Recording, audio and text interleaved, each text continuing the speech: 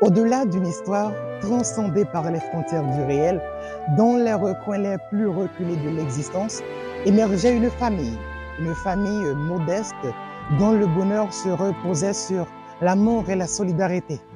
Au cœur battant de cette famille se trouvait Angélique, une infirmière, mère célibataire, accompagnée de sa mère, sa sœur Joyeuse, son fils Gabriel, ainsi que son jeune frère Fignolet. Pour Joyeuse, tous les gens du quartier se sont mis d'accord sur le fait que c'est une femme dont la beauté transcende son physique et que les fesses et les seins sont sujets de toute convoitise. Il était très tard et tout semblait parfait. On pouvait même entendre chanter les lucioles du quartier. Mais malheureusement, ce soir-là, tout allait brusquement basculer par l'absence de Fignolet qui n'est pas rentré à la maison. Et les chants des lucioles qui servaient de lullaby pour les enfants sont remplacés par des crépitements de balles. Des crépitements de balles qui n'ont pas cessé de renforcer l'inquiétude de la famille. Fignolet n'est pas rentré. Fignolet n'est pas rentré.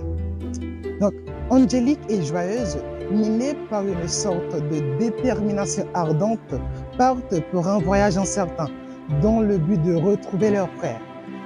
Mais la suite s'est avérée impitoyable, car rechercher Fignolet, c'était comme je dirais rechercher un grain de sel dans un sac de sucre. Mais il y avait encore de l'espoir, oui. Il y avait encore de l'espoir quand soudain, les rumeurs sur la mort de Fignolet se répandaient comme dans la période du coronavirus. Et ouais, Fignolet est mort. Fignolet est mort. Donc, tout est orchestré par Yannick Laens, qui, par son génie, nous illustre la réalité percutante d'un pays qui, plutôt que de se réveiller à la couleur de l'aube, se réveille plutôt à la couleur rouge du sang de leurs filles et fils. Fignolet est mort. Donc, Fignolet est mort, il est vrai, mais malgré cette perte poignante, la communauté s'est montrée d'une solidarité fulgurante. Et c'est à travers cette chaîne de solidarité que la famille entière parvenait à comprendre l'urgence et la nécessité de rompre à tout pour se projeter un avenir qui se promet d'être plus prometteur.